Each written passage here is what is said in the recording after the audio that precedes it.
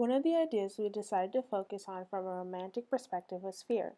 In one part of the poem, Ode to a Nightingale, the author talks about how he fears life because there's nothing to be gained from living, but death will bring him happiness. Lines from the poem that support this idea is though the dull brain protects and retards, already with thee, tender is the night. In this picture by Francisco Gallo, the focal point is on the fear that the Titan's son, the guy being eaten, will one day be more powerful than him. Like in the poem Ode to a Nightingale, where the poet fears that nothing good will come out of living, and decides that death is the only way to be truly happy. We can see this idea of fear on campus through the Golden Miner statue. When students are scared or in fear of their grade, they tend to go to the golden statue to ask for help. Like in the poem Ode to a Nightingale, where the speaker is asking the nightingale for help finding a way to death. In both these examples, people are going out of their way to ask others for help. Another idea from modern times that we can see expressed through romanticism in the past is life after death. In this painting, you can see that Philippe Otto Roge created this piece imagining what the afterworld would be like using religion, instead of relying on reasoning and logic that people from the Enlightenment period might use when trying to understand life after death. In John Keats's poem, Ode to a Nightingale, he uses all of nature as a way to express how happy he will be once in death and more connected with nature. This can be seen in the lines, "Darkling I listen, and for many a time I've been half in love with easeful death, to take into the air my quiet breath." On campus, the concept of wanting to connect more with nature can be seen through the construction going on. All the construction going on campus is taking away from the inherent beauty that is present on campus. This can prevent students from being able to enjoy and see the beauty that is UNC Charlotte. In the line, "'Tis not thou envy of thine happy lot, but being too happy in thine happiness in some melodious field," the author focuses on the beauty and happiness that can be seen or enjoyed from nature. This is another example of awe of nature that can be seen in Ode to a Nightingale. In the poem Ode to a Nightingale, John Keats focuses on celebration of the individual. In the poem, the speaker is alone in a forest asking the nightingale to take him away from this dreary world. He feels misunderstood because he's the only one who can feel this connection with nature while everyone else does not.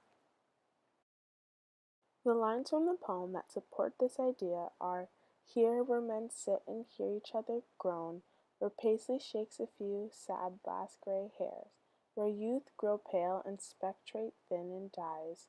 Away, away, for I will fly to thee, not charioted by Bacchus and his parades, but on the wingless views of Poesy."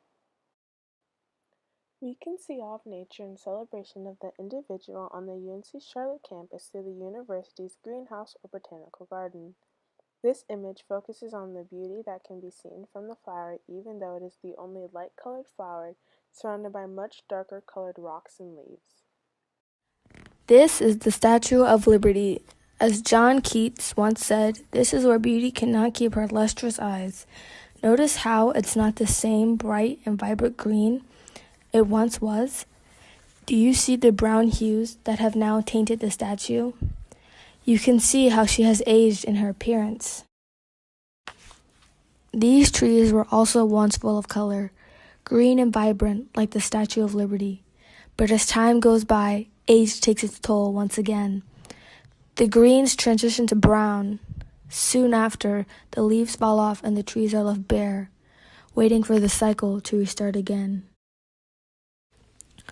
Beauty can sometimes be found in places that you would least expect. These flowers are surrounded by a murky swamp. In the poem Ode to a Nightingale, the speaker is able to find light and happiness despite all the darkness that surrounds him.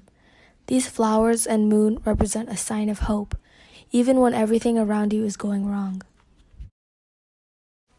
This is the Star Quad Echo, located between the Student Activity Center and the J. Murray Atkins Library.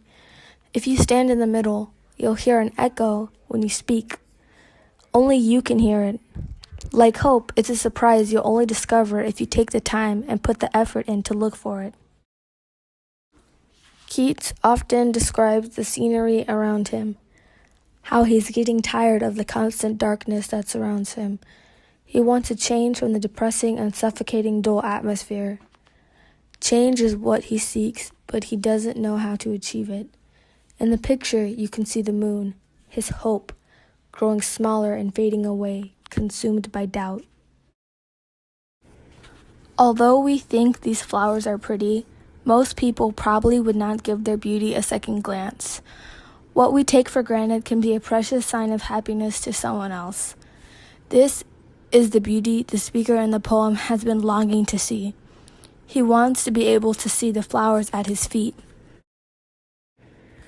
Thou wast not born for death, immortal. This is how the speaker in the poem refers to himself. Immortal. He can't die. This is the Tortopsis nutricula, also known as the immortal jellyfish. From young to old, then old to young, the process repeats itself all over again. In the poem, the speaker is forced to deal with those dying around him, but he can't join them. This is a gold ore, located on the steps between the Cone Center and the Student Activity Center. It originated from Reed's gold mine. This piece was first documented in 1799. Despite its battle with time and over 2 centuries of human contact, it has managed to be able to stand today, a symbol of hope for students who are at a low. Death. It's what most people dread and hope to prolong as long as possible.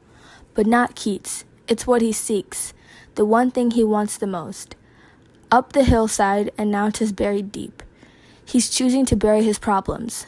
This is the only option he sees fit in order to end his suffering, as he knows no other way and there's no one for him to go to.